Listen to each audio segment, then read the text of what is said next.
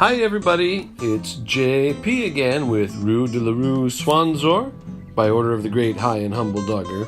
It's episode 4 of the Legends, Tales, Myths, and History of the Chase of Doggerland and the Chase in Exile. Episode 3, I should remind you, finally let the cat out of the bag with respect to the great project of the Chase in Exile, how Doggerland sank beneath the North Sea, and how the dogs of the Chase in Exile, with my aid, intend to raise it again and reclaim it, finally, as their rightful hunting grounds. And you say, having done the Doggerland Googling your curiosity required, that such an errand is doomed from conception, that Doggerland is part of the seafloor, and to raise it would mean raising the whole surface of the earth, that were it possible to drag it to the surface all covered with cockles and mud, all the nations on its margins would claim it for their own, and not any would remain for the chase regardless. And, you would doubtless add, who could blame them, deprived as they would be of the fishing and other resources that currently marine expanse provides? Fair enough. Some problems are bound to appear, but some facts have been hidden in the deep, unsuspected, unrecoverable,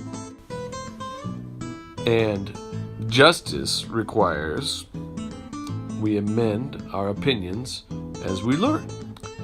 If our friends, the dogs of the chase, have finally come forward with a trove of fresh truths that stand to change our world, shall we shut our doors? Or are we bound by their long loyalty and friendship to hear these truths and consider whether the world can be rearranged or modified to accommodate them? To take them, if you will, by the paws and work together with them to forge a new vision of Europe based on our deeper understanding? That's what I thought you'd say. See, Rue? Rue! Anyway, I promised to tell how Doggerland sank. Yes, the Storego underwater landslide finally finished it off, but no mere tsunami could have sunk it were it not for it first having been flooded from within. Magnificent, majestic, awesome, these words are all insufficient to describe the trees that composed the forests of that time, perhaps 30,000 years ago.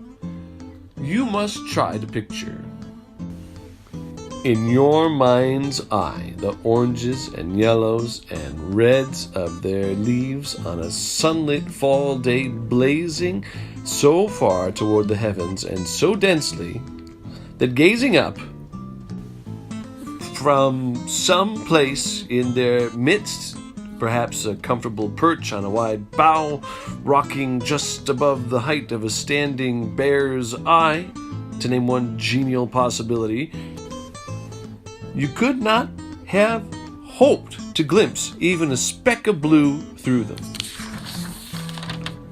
Consider now the corresponding systems of roots that must have penetrated the soil under that inimitable canopy, the counterbalancing labyrinth of interwoven beams and tendrils striving ever deeper, pushing the bones of the earth aside to make ever sturdier and more vital paths of nourishment.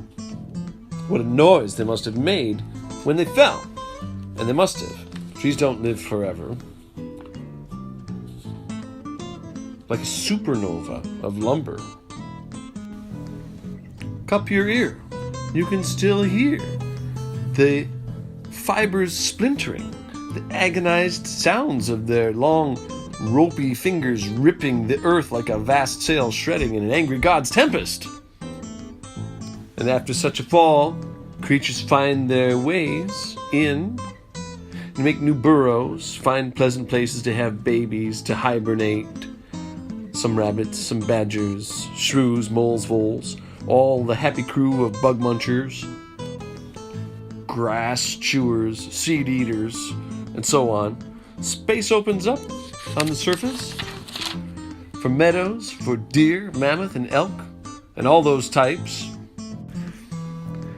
Back then, Doggerland had a couple of kinds of cats, too, including an especially powerful cat, the cave lion, Panthera leospelea, and a coupled pair of these lived in a hollow space, a sandy, dark, root-hung, musty-smelling cavern deep beneath the forest. When the dogs of the chase spied them, these canny beasts, sometimes, they'd run after them, if the pack was large enough, if the danger seemed near enough, if a dog had been murdered. Usually they'd bark and growl and pass by and keep watch. Well, order and obedience give way to impulsiveness often enough among dogs.